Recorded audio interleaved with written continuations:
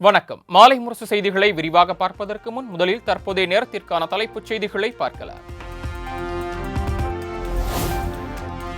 தவேக முதலமைச்சர் வேட்பாளராக விஜயை தேர்வு செய்து சென்னையில் நடைபெற்ற செயற்குழு கூட்டத்தில் ஒருமித்த முடிவு. தவேகவில் கூட்டணி தொடர்பான அனைத்து முடிவுகளையும் எடுக்க விஜய்க்கே முழு அதிகாரம்.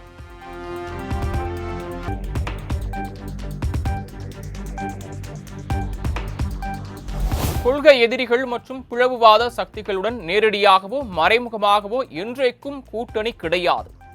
தவேக தலைமையில் அமையும் கூட்டணி திமுக பாஜகவுக்கு எதிராகத்தான் இருக்கும் என்றும் விஜய் திட்டவட்டார்.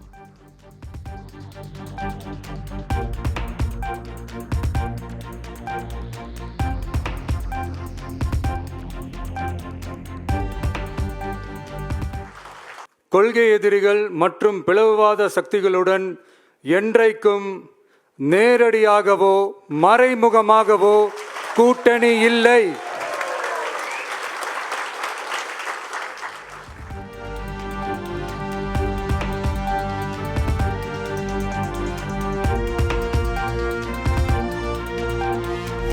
அண்ணா பெரியார் அவதூறு பரப்பி பாஜகவால் தமிழகத்தில் வெற்றி பெற முடியாது. பாஜகவின் விசமத்தனமான வேலைகள் தமிழகத்தில் ஒருபோதும் எடுபடாது என்றும் தவேக தலைவர் விஜய் ஆவேசம். விஷமத்தனமான வேலைகள் வேறு எங்கு வேண்டுமானாலும் எடுபடலாம், ஆனால் தமிழகத்தில் ஒருபோதும் எடுபடாது.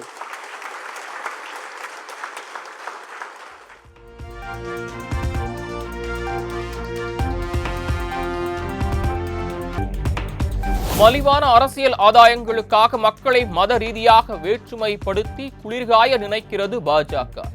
அரசியல் லாபங்களுக்காக கூடி குலைந்து கூட்டணிக்கு போக நாம் திமுகவோ அதிமுகவோ இல்லை என்றும் விஜய் உறுதி.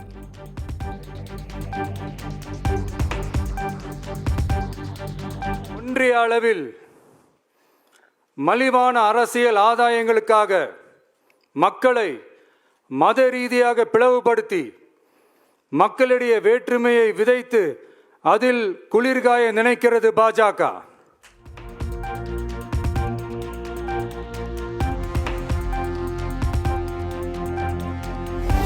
பரந்தூர் திட்டத்தை செயல்படுத்தி வஞ்சித்துவிட்டு மக்களின் முதல்வர் என்று கூற உங்களுக்கு நா கூசவில்லையா என்று முதலமைச்சர் மு.க.ஸ்டாலினுக்கு விஜய் சரமாரி கேள்வி.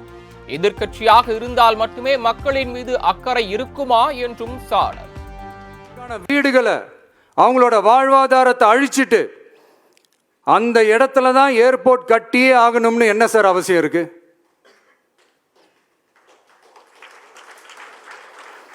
அப்புறம் எப்படி சார் நீங்க உங்களை மக்களின் முதல்வர்னு நான் கூசாம சொல்றீங்க?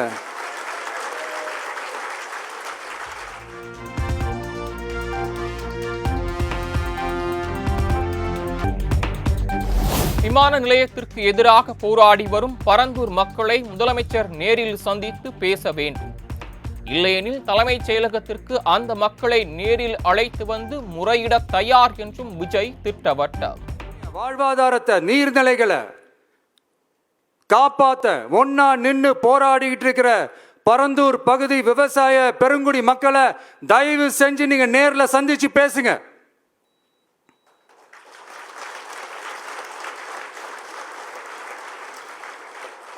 உங்களுடைய அமைச்சர்களோ இல்ல உங்களுடைய அதிகாரிகளோ பேசக்கூடாது. நீங்களே நேர்ல சந்திச்சு பேசணும்.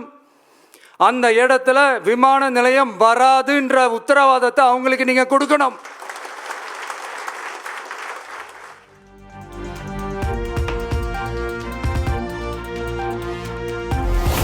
செப்டம்பர் முதல் டிசம்பர் மாதம் வரை மக்களை சந்திக்கிறார் விஜய். தமிழக வெற்றிக் கழகத்தின் 2வது மாநில மாநாட்டை அடுத்த மாதம் நடத்தவும் கட்சி செயற்குழு கூட்டத்தில் முடிவு. வருகிற ஆகஸ்ட் மாதத்தில் கழகத்தின் 2வது மாநில மாநாடு நடத்தவும், வருகிற செப்டம்பர் முதல் டிசம்பர் வரை தமிழகம் முழுவதும் கழக தலைவர் அவர்களின் மக்கள் சந்திப்பு நிகழ்ச்சியை நடத்தவும் இச்செயற்குழு ஒப்புதல் அளிக்கிறது.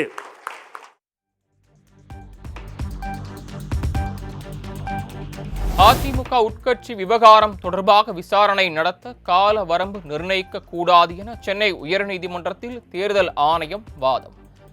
ஆரம்பகட்ட விசாரணை விரைவில் நடத்தப்படும் எனவும் தகவல்.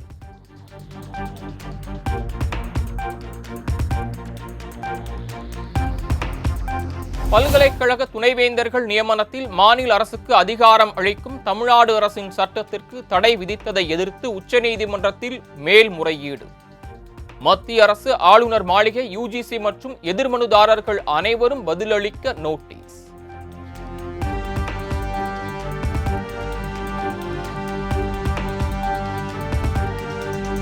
பாமகவின் புதிய கொறடாவாக சிவக்குமார் தேர்வு குறித்து சபாநாயகரிடம் அன்புமணி சார்பில் மனு. எம்எல்ஏக்கள் வெங்கடேசன், சதாசிவம், சிவக்குமார் ஆகியோர் சபாநாயகரிடம் மனு அளித்தனர்.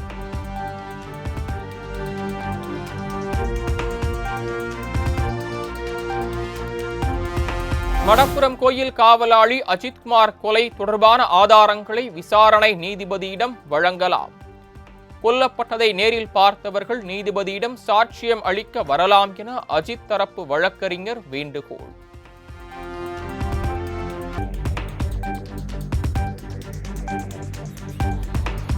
மடப்புரம் கோயில் காவலாளி போலீசாரால் அடித்து கொலை செய்யப்பட்ட வழக்கில் நீதிபதி முன் ஆஜராகி ஆட்டோ ஓட்டுநர் சாட்சியம். காவலர்கள் அஜித்குமாரை ஆட்டோவில் ஏற்றும் போதே உயிர் இல்லை என பரபரப்பு பேட்டி. ஆட்டோல தூக்கிட்டு போகும்போது அவர் உடல்நிலை எப்படி இருந்துச்சு? உயிரோடலாம் இருந்தோம்னா சொல்ல முடியாது. சுதாரிப்பு இல்லாம தான் இருந்தாரு. ஆமா. ஆட்டோல எப்படி எத்தனை பேர் தூக்கிட்டு வந்து ஏத்துனாங்க? 4-5 பேர் தூக்கி போட்டாங்க. 4-5 பேர் தூக்கி போட்டாங்க. கூட ஒருத்தர் தான் வந்தாரு. அதோட நான் 4-5 பேரும் கோயில்ல வேலை பார்த்தவங்களா இல்ல போலீஸ்காரங்க? கோயில்ல வேலை பார்த்தாலும் இருந்தாங்க.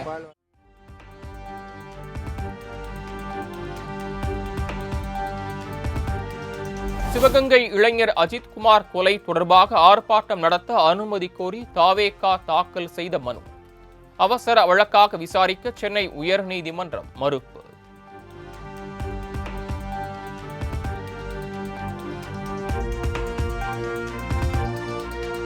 வெறுப்பு பேச்சு தொடர்பாக முன்னாள் அமைச்சர் பொன்முடிக்கு எதிரான வழக்கு புலன் விசாரணை செய்ய காவல்துறையினர் தயங்கினால் சிபிஐக்கு மாற்றப்படும் என சென்னை உயர்நீதிமன்றம் எச்சரிக்கை.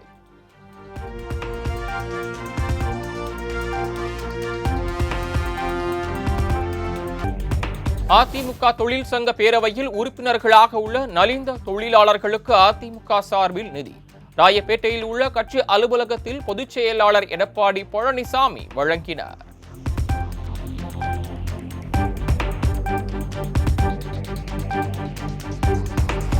ஆம்ஸ்ட்ராங் நினைவிடத்தில் அவரது முழு உருவ சிலை வைக்க அனுமதி அளிக்கப்பட்டுவிட்டதாக சென்னை உயர்நீதிமன்றத்தில் தமிழக அரசு தகவல்.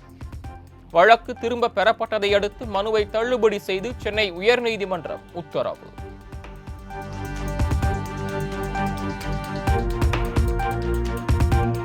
அவிநாசி ரிதன்யா தற்கொலை வழக்கில் பெற்றோர் தாக்கல் செய்த இடையீட்டு மனு மீது விசாரணை.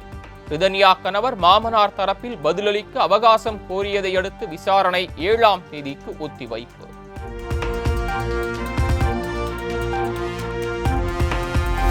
திருப்பூர் புதுமண பெண் ரிதன்யா தற்கொலை வழக்கில் மாமியார் சித்ரா தேவி கைது. கணவர் மாமனார் ஏற்கனவே கைது செய்யப்பட்ட நிலையில் மாமியாரையும் கைது செய்தது போலீஸ்.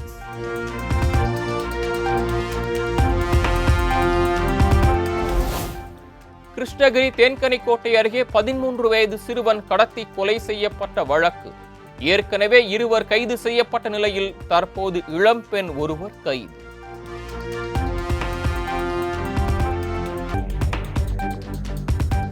சென்னை புறநகர் ரயிலில் போதை ஆசாமி ஒருவர் அருவருக்கத்தக்க செயலில் ஈடுபட்டதால் பயணிகள் அதிர்ச்சி. ரயில்வே ஹெல்ப்லைனை தொடர்பு கொண்டால் ஹிந்தியில் மட்டுமே பேசி புகாரை தட்டி கழித்ததாக பயணி வேதனை.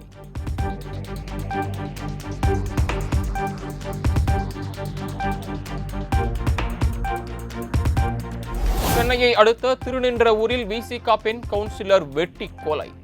திருமணத்தை மீறிய உறவில் இருந்ததாக சந்தேகித்து கணவர் வெறிச்செயல்.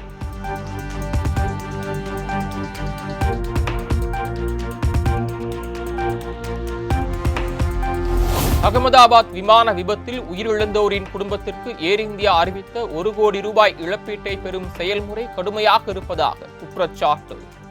பல்வேறு நிபந்தனைகளை விதித்து இழப்பீடு தொகையை குறைக்க முயல்வதாகவும் புகார்.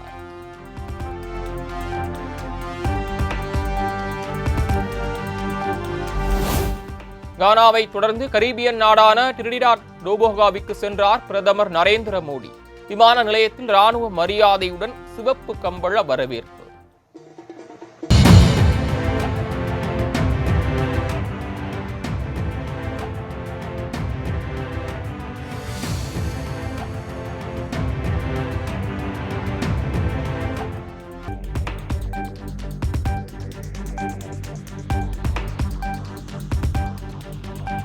டெல்லியில் 15 ஆண்டுகளுக்கு மேலான வாகனங்களுக்கு எரிபொருள் கிடையாது என்ற அறிவிப்பு தற்காலிகமாக நிறுத்தி வைப்பு. கடும் எதிர்ப்பு எழுந்த நிலையில் டெல்லி அரசு முடிவு.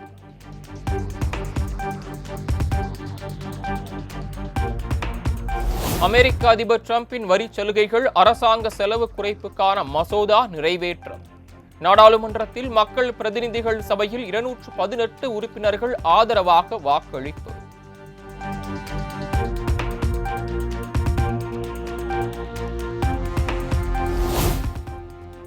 குரோஷியாவில் நடந்த கிராண்ட் செஸ் டூர் தொடரின் ரேபிட் பிரிவில் 6வது சுற்றில் மேக்னஸ் கால்சனை வீழ்த்தினார் தமிழக வீரர் குகேஷ். கிராண்ட் செஸ் டூர் தொடரின் 6 சுற்றுகள் முடிவில் 10 புள்ளிகளுடன் குகேஷ் முதல் இடம்.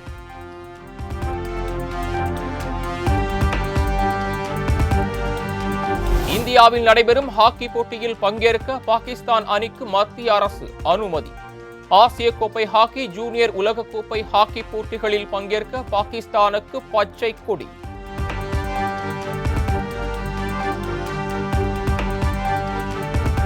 சென்னையில் ஆபரண தங்கத்தின் விலை சவரனுக்கு 440 ரூபாய் குறைந்து 72,400 ரூபாய்க்கு விற்பனை. 1 கிராம் 9,050 ரூபாய்க்கு விற்கப்படுகிறது.